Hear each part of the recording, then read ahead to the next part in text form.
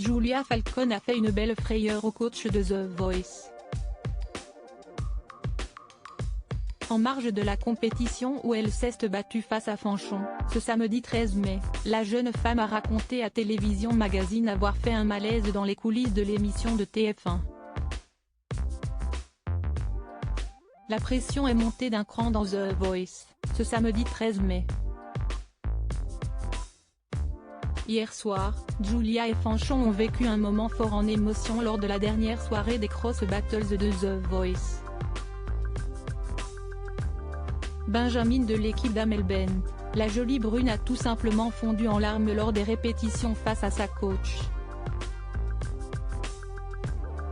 Elle n'est plus sûre de rien, elle a peur que sa voix ne soit pas à la hauteur, je ne sais plus comment lui donner confiance, expliquait sa coach aux caméras de TF1, tout en essayant de rassurer son poulain, âgé de 16 ans seulement. Pour cette nouvelle soirée de compétition, la jeune femme a choisi de défendre sa place sur le morceau Le Monde est Stone, de Fabienne Thibault. Stressée et anxieuse, la jeune femme a réussi à aller au bout de sa prestation sans fausse note. Face à elle, la candidate avait affaire à Fanchon. L'ancien talent de The Voice Kids a proposé une interprétation originale de Running Up That Hill, a dit Louise God, de Kate Bush, remise au goût du jour dans Stranger Things, sur Netflix. Julia Falcone victime d'un malaise malheureusement, hier soir, le public a décidé de sauver Fanchon.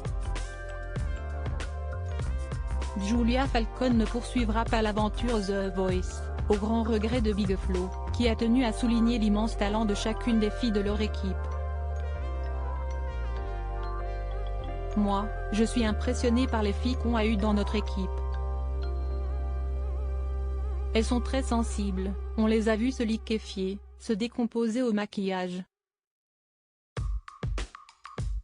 Mais quand elles arrivent sur scène, ce sont des stars, a fait savoir le frère d'Olly.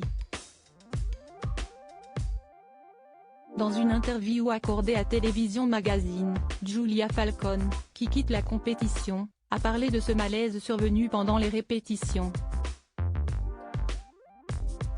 Malade au moment de l'enregistrement de l'émission, la jeune femme a choisi de ne pas en parler tout de suite, pour ne pas alarmer sa coach, Amel Bent. J'ai préféré prétexter des problèmes de tonalité avec la chanson parce que je n'étais pas à l'aise avec les choix qui avaient été faits, a-t-elle fait savoir à nos confrères. La jeune femme a ajouté qu'elle avait une stomatite, une inflammation de l'intérieur de la bouche, j'avais des aftes sur le palais et la langue, c'était très douloureux. Je n'arrivais plus à articuler ni à chanter correctement. Et surtout, je ne pouvais plus me nourrir suffisamment, avant de parler de son malaise. J'ai fait un malaise durant les répétitions. Le médecin de la production était inquiet et préconisait que je me retire de The Voice parce que ma tension était trop basse.